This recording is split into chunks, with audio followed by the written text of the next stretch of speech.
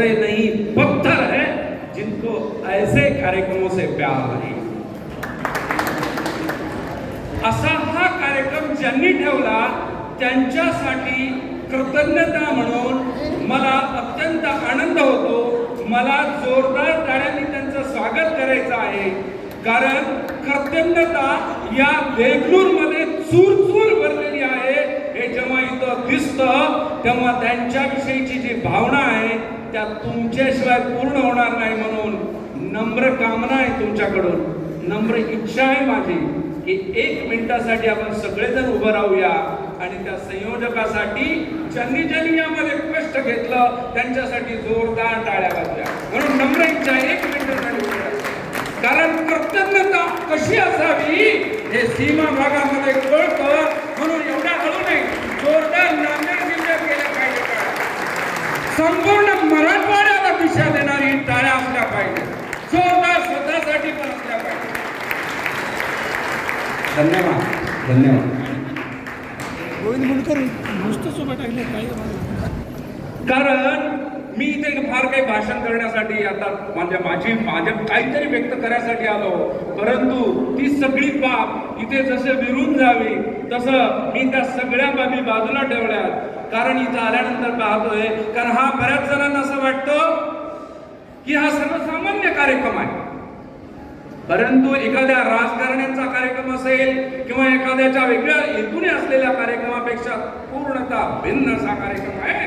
म्हणून या कार्यक्रमामध्ये येणारी व्यवधान, इथं असलेली उपस्थिती, याही पेक्षा या बाबतीत इथे किती कृतज्ञ व्यक्ती या देगलुरामध्ये आहेत. हे उदंड प्रतिसाद देणारा वर्ग खरोखरच केवळ जिल्ह्याला नाही तर मराठवाड्याला दिशा देणारा कार्यक्रम आहे कृतज्ञतेच्या बाबतीत. हल्ली बऱ्याचदा असं होतं कुणाला यामध्ये कार्यक्रमामध्ये येण्याविषयी स्वारस्य आहे, कारण रीलच्या जमान्यामध्ये किंवा मोबाईलच्या जमान्यामध्ये अजून सुद्धा तुम्ही इतक्या चांगल्या पद्धतीने काम केलं, अजूनही इथे केवळ संगीतामध्ये लोक घडवली नाही तर कृतज्ञ व्यक्ती घडवली म्हणून तुमचा सार्थ अभिमान वाटतो. अजून एक इथे अजून एक बऱ्याचदा आता आमच्या यापूर्वीच्या वक्त्यांनी खूप छान असं बोलून गेलं, माझं मत व्यक्त करणारच आहे. एक व्यक्ती खूप छान असं बोलून गेले की म्हणजे काही व्यक्ती आले, काही व्यक्ती आले नाही. यश अपयश तो सभी के साथ है. तुमच्या सहस्त्र चंद्रदर्शन चालू आहे. काय कुठे यशाने कुठं अपयशाने त्याच्याही पुढे गेलेलो बाबा. तुम्ही आता कुठल्या 80-81 कुठल्या यशामध्ये कुठल्या अपयशामध्ये यांना काय. यश अपयश तो सभी के साथ है. चंदा को देखो यारो उसके तो आगे और पीछे रात है. चंदा म्हणजे कुठली चंदा वगैरे आढळून प्रत्येक चंद्रनाथ सांगतो. म्हणून या कार्यक्रमाच्या अनुषंगाने काही बाबी प्रकट करत असताना एक महत्वाची बाब अशी वाटते की त्यांनी यश जेवढं पचवलं किंबहुना त्यापेक्षा अधिक अपयश पचवलं, पण हे अपयश पचवताना चेहऱ्यावरचं हास्य आणि अलगदपणे टिकून ठेवण्याची जी त्यांची किमया आहे ती माझ्या त्यांच्या गौरव ग्रंथामध्ये लेखातून मांडण्याचा प्रयत्न केला. एक गोष्ट मला इथे आवर्जून व्यक्त केली पाहिजे, मी आणि डॉक्टर अमन सर, कारण जिथे आता मला एक प्रश्न असा पडला सुरुवातीला की इथे संचलन करणारे पुन्हा प्रास्ताविक करणारे होट्टलकर सारखे इथे जेव्हा इथे व्यक्ती आहेत, कारण होट्टलचा फार मोठा इतिहास आहे, मराठवाड्याला तर आहे, नांदेडला आहे, देगलूरला आहे. त्यांच्या विधानातून इतकी विधानं केली की आपण व्यक्त काय व्हावं, फक्त 2 गोष्टी सांगाव्यात, आपल्याला काय वाटलं याच्यानंतर संपवावं अशी भावना आणि धारणा झाली होती. परंतु एक गोष्ट मी ते प्रकर्षाने पाहिली की सर इथे जेव्हा लाईट गेली होती तर सगळ्यांनी दीप चालू करून ठेवलेलं होतं. गायनाचा, संस्काराचा आणि कृतज्ञतेचा सगळीकडे अंधार पसरले असताना दिव्यासारखं दीप ठेवणारी देगलूरची भूमी आहे हेही इथं कळलं. म्हणून या कार्यक्रमाला अनन्यसाधारण महत्त्व असं वाटून गेलं. कारण हल्ली गायनाच्या कार्यक्रमात आणि लोकांनी कार्यक्रम ठेवावा, इतरांनी कार्यक्रम ठेवावा असं कर्तृत्व असावं लागतं. आणि ते कर्तव्य तुम्ही केलं आणि असं कर्तव्य जपण्यासाठीची संस्कार आणि संस्कृती संयोजकांनी ठेवली. म्हणून याही दोन्ही गोष्टी अनन्यसाधारण महत्त्व निर्माण करणाऱ्या सीमा भागातील मला वाटून गेल्या. आम्ही तात्यासाहेबांच्या आणि अन्य जेव्हा आम्ही भेटलो, आम्ही आणि डॉक्टर शिवदासजी अमन सरांनी आम्ही जेव्हा भेटलो तेव्हा तिथे विविध विषयावर जेव्हा चर्चा झाली तेव्हा विविध बाबी इथे पाहत असताना केवळ देगलूर आणि इकडला हा सीमा भाग केवळ आपल्यापुरतं मर्यादित न राहता, कारण हल्ली बापाला बाप न मानणारी अवलाद तयार होऊ लागली. कारण वृद्धाश्रमात ठेवणारी अनेक लोक आपणच आपल्या या भागामध्ये पाहत आहोत. अशा अवस्थेत तुमचे शिष्य तुम्हाला लेकरासारखं बघतात गुरुजी, याच्याशिवाय दैव नावाची काय चीज लागेल. कारण स्वतःचा बाप जड झाला आहे आयुष्यभर जगलेला माणूस. आयुष्यामध्ये 3 व्यक्तींना विसरू नये असं मी सातत्याने सांगत आलो सीमा भागामधल्या आपल्या आपल्या विविध कार्यक्रमामध्ये. सगळ्यात नंबर 1 माझ्यापासून माझं लेकरू मोठं झालं पाहिजे असं वाटतं. म्हणून पहिल्यांदा आपल्या आईला विसरायचं नाही. आणि त्याच्यानंतर जर कोण असेल तर आयुष्यामध्ये कितीही स्पर्धा असू द्या, कितीही आयुष्य असू द्या, परंतु माझं लेकरू काही मला बोलणं गेलं तर हरकत नाही, पण ते मोठं झालं पाहिजे असं बापालाच वाटतं. आणि तिसरं जे व्यक्ती आहे ते गुरु. आणि त्यांनाही असं वाटतं की माझा मुलगा जेव्हा माझा शिष्य हा जर कलेक्टर झाला किंवा संगीतातला काही तज्ञ झाला तर त्यांना जो आनंद होतो. त्यामुळे आयुष्यामध्ये 3 व्यक्तींना विसरू नये हे सातत्याने मी सांगत आलो. आणि त्याची पावती मात्र मला देगलुरातच मिळाली. तुमचे सगळे शिक्षक जेव्हा तुमची पाद्यपूजा करतात आणि तुमचं दर्शन घेतात, ही कृतज्ञता आणि आजची जी स्थितीची जी गरज आहे ती इथे याच भागातून मिळते, याचा आम्हाला सार्थ अभिमान वाटतो. म्हणून संपूर्ण कष्ट केलेल्यांसाठी माझ्या पहिल्या टाळ्या जशा राहिल्या, माझ्या भावना जशा राहिल्या, तशाच हे सगळं घडण्यासाठी तुमच्यासारखी कर्तृत्ववान व्यक्ती या भागामध्ये असावी लागते. अजून एक गोष्ट मला जाता जाता मी सांगणार आहे. म्हणून अशी कर्तृत्ववान व्यक्ती याच क्षेत्रात आहे असं नाही, विविध क्षेत्रातील मंडळी आहे. सगळ्यांचाच गौरव असा होतो अशातला भाग नाही. काही जणांचा गौरव जरी होत नसला तरी एवढीच तोला मोलाची व्यक्ती या क्षेत्रात आहे हे मला नम्रपणाने नमूद करावं असं वाटतं. आमच्या संयोजक, आमच्या सूत्रसंचलन करणारे खूप छान असं विधान केलं. ते म्हणाले की नागपूर आम्ही विदर्भात जाणार होतो, आम्हाला अमन सराला माहीत आहे. पांडवेजींना आणि आमचे गंगाधरराव कल्याणकर यांच्याशी संवाद झाला.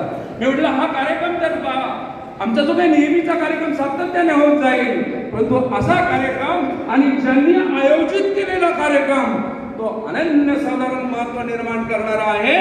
नव्हे तर संपूर्ण महाराष्ट्राच्या कानाकोपऱ्यामध्ये पोहोचवण्यासारखा आहे. कारण आजच्या या रीलच्या जमान्यामध्ये आणि कृतज्ञ झालेल्या लोकांमध्ये कृतज्ञता कशी असावी ते देगलूरकरांकडून बघा हे म्हणणारा हा कार्यक्रम आहे. म्हणून याला अनन्यसाधारण महत्व आहे. मला इथे एक येताना आम्ही जेव्हा हॉटेलहून आम्ही इकडे यायला लागलो दर्शन करून, तर एक बाब मला प्रकर्षाने जाणवली की कार्यक्रमाला उशीर होतोय. आमची त्यांची मैत्रीच गमलीच कशामुळे. तसं तर आम्हाला व्यंकटराव पांडवे असतील, आणखी बरेच जण आहेत, आम्हाला दिशा केंद्राच्या माध्यमातून आम्ही एकत्र यायचो. मराठवाडा ग्रामीण कार्यकर्ता अभ्यासपीठाच्या माध्यमातून एकत्र येण्याचा योग येत होता. आणि यामध्ये पहिल्या कार्यक्रमामध्ये महाराष्ट्र राज्याचा पत्रकार संघ राज्याचा पुरस्कार मला प्राप्त झाल्यानंतर त्या कार्यक्रमाचा अध्यक्ष म्हणून मला पाचारण केलेलं होतं. आणि त्याच्यामध्ये उद्घाटक म्हणून स्वामी रामानंद तीर्थ मराठवाडा विद्यापीठाचे कुलगुरू जनार्दनजी वाघमारे येणार होते. आणि त्या कार्यक्रमाला रस्ते आमचे बिलोलीचे रस्ते म्हणजे विभिन्न दिशा दशा सगळे निर्माण करणारे आणि यायला त्यांना अर्धा ते पाऊण तास उशीर लागणार अशी स्थिती होती. त्या दरम्यानच्या काळात याच त्या ग्रंथामध्ये आहे नमूद केलेलं. त्यामुळे यांची जी समिती होती या समितीमध्ये असलेले यांनी पण ते म्हणे कार्यक्रम हा शिस्तबद्ध झाला पाहिजे. मग कुलगुरू असले तरी चालतील, किती दिग्गज व्यक्ती असले तरी चालते, वेळेमध्ये बदल होऊ द्यायचा कामा नये. आणि शिस्त कशी असावी ते प्रत्यक्ष कृतीतून करण्याची प्रवृत्ती मराठवाडा ग्रामीण कार्यकर्ता अभ्यासपीठामध्ये जी काही मंडळी करत होती त्यामध्ये हे एक सद्ग्रस्त होते. म्हणून यांचा कुलगुरूंच्या प्रती वाटत असलेला भाव हा बाजूला ठेवून कशी शिस्त असावी ही निर्मिती करणारी मंडळी होती. म्हणून यांना अनन्यसाधारण महत्व निर्माण झालं होतं. यानंतर सगळ्यांचा भाव आला. त्यानंतर कुलगुरू आले. जनार्दनजी वाघमारे स्वामी रामानंद तीर्थ मराठवाडा विद्यापीठाचे कुलगुरू जेव्हा त्या व्यासपीठावर आले, आम्हाला सगळ्याला उत्कंठा होती की आता ते काहीतरी नकारात्मक बोलणार. परंतु उघडपणे सांगतो त्यांनी जाहीर समर्थन केलं की ज्या मंडळींनी मला विलंब झालेला असताना सुद्धा शिस्तीला ज्यांनी महत्व दिलं, ज्यांनी आयुष्यात अशीच शिस्त निर्माण केली, तर खऱ्या अर्थाने या विद्यापीठाचं कर्तव्य पूर्ण झाल्यासारखं वाटेल अशी त्यांची टिप्पणी पुढील ग्रामीण कार्यकर्ता अभ्यासपीठाला फार महत्वपूर्ण ठरलेली आहे. हे ज्या सल्लागार मंडळामध्ये होते, इथल्या बहुतांश जणांना माहीत आहे की नाही मला माहीत नाही, परंतु ज्यांनी बचत गटाची मूळ संकल्पना निर्माण केली, त्या संकल्पना निर्माण करणाऱ्या श्रीयुत कुलकर्णी यांच्या समवेतची जी टीम होती, त्या टीम मधलं सामाजिक कार्यातलं हे दैदिप्यमान व्यक्तिमत्व केवळ देगलूर आणि बिलोली पुरतं मर्यादित नव्हतं, तर संपूर्ण मराठवाड्याला काही चांगल्या कामाच्या अनुषंगाने प्रेरणा आणि उत्साह निर्माण करणारं होतं. म्हणून इथे येण्याचा मोह टाळता येत नव्हता. म्हणून मला सुगावकरजींना आणि आमच्या वाद्यवादकांना मला सांगावंसं वाटतं, तुम्ही ज्या निखळ आणि निर्मळ मनाने प्रेम करता तशी असंख्य मंडळी आहेत. सगळ्यापर्यंत कदाचित कोणाला पोहोचता आलं न आलं. त्यामुळे आता आमच्या शाहिरांनी दोघंही शाहीर इतकं कमी बोलले, मला आता प्रश्न असा पडला की आपण लांबलचक जाऊ द्यायचं नाही आहे आणि हे तर विपर्यास होईल. आणि मग त्यांच्या इतक्या सूचना पाहता माझ्यावर इतकं दडपण आहे, मला खूप काही बोलण्यासारखीची इच्छा असताना सुद्धा मोह आवरावा लागतो. तर यानंतर जिथं संगीताचा कार्यक्रम आहे तिथे जास्त बोलू नये अशी जी खूप टिप्पणी आणि ती भावनिक आणि खरोखर टिप्पणी असल्यामुळे मी माझा अधिकचा वेळ न घेता मला जाता जाता एवढंच सांगेन, हे ईश्वरा, एक खुदा, एक ईश्वरा, एक खुदा, आपके अदालत में हमारी जमानत रखना. मी जर आयुष्यात कुठे काही चुकलं असेल, हे ईश्वरा, माझ्या आयुष्यामध्ये जर मी काही चुकलं असेल तर तू माझी जमानत ठेव.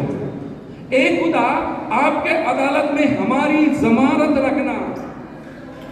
हमें ही नहीं, उपलवार सर जैसे व्यक्तियों को सलामत रखना. धन्यवाद. जय माता.